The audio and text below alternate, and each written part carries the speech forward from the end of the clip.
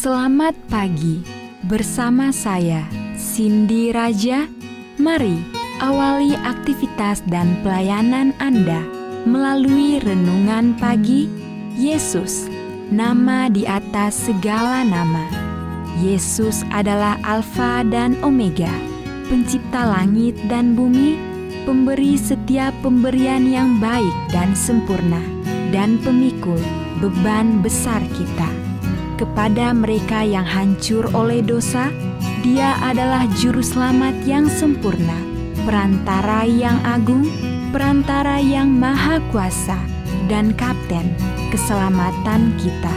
Ditulis oleh Ellen G. White bersama Pendeta Denny Kanajo.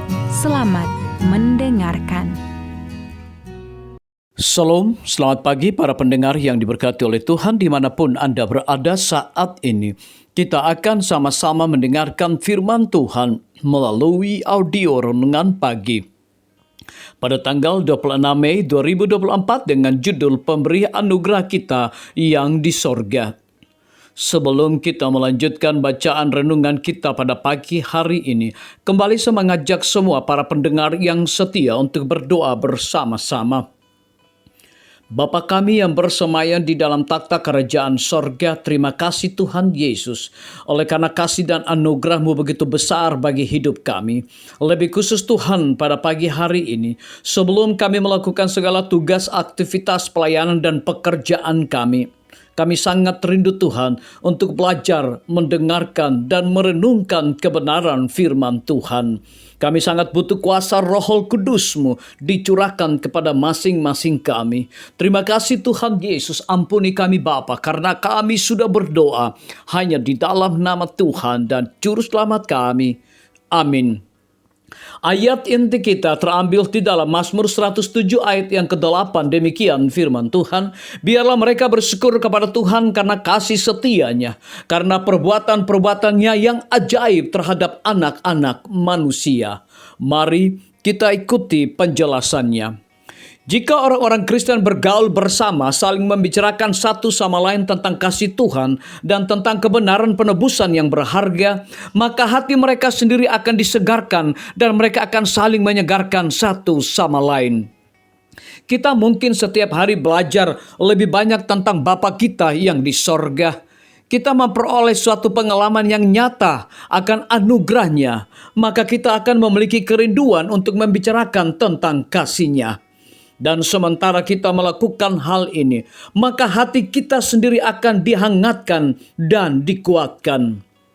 Jika kita lebih banyak berpikir dan berbicara tentang Yesus dan lebih sedikit tentang diri sendiri, maka kita akan merasakan kehadirannya yang lebih mendalam. Jika kita mau memikirkan Tuhan sama seringnya seperti kita mendapatkan bukti pemeliharaannya terhadap kita, maka kita akan selalu mengingat Dia dalam pikiran-pikiran kita dan senang untuk membicarakan tentang Dia dan untuk memuji Dia. Kita berbicara tentang perkara-perkara yang sementara karena kita menaruh perhatian di dalam perkara-perkara itu. Kita berbicara tentang teman-teman kita karena kita mengasihi mereka. Sukacita dan dukacita kita terikat bersama mereka. Namun kita memiliki alasan yang lebih besar dan tak terbatas untuk mengasihi Tuhan lebih daripada kita mengasihi sahabat-sahabat kita di bumi.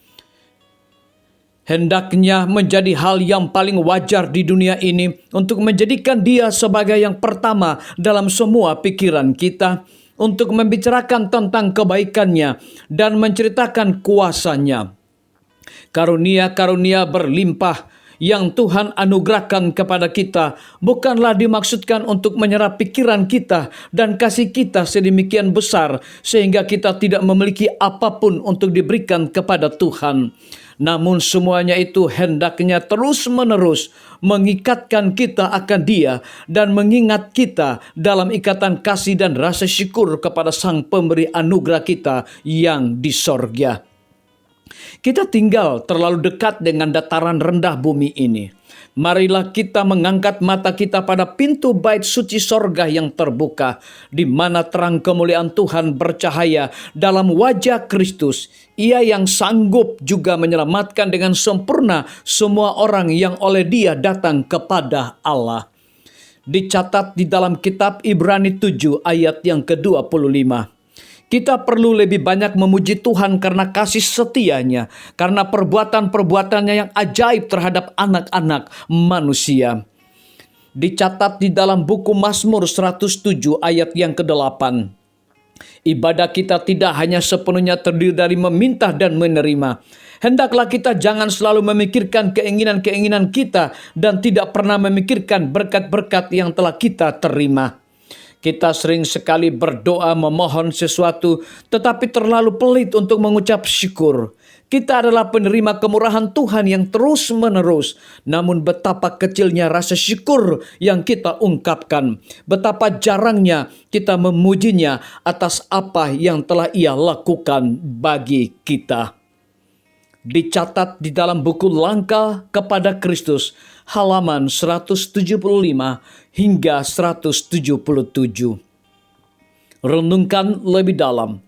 Apakah ada kaitan antara hal-hal yang saya suka bicarakan dan Tuhan yang saya akui, saya kasihi?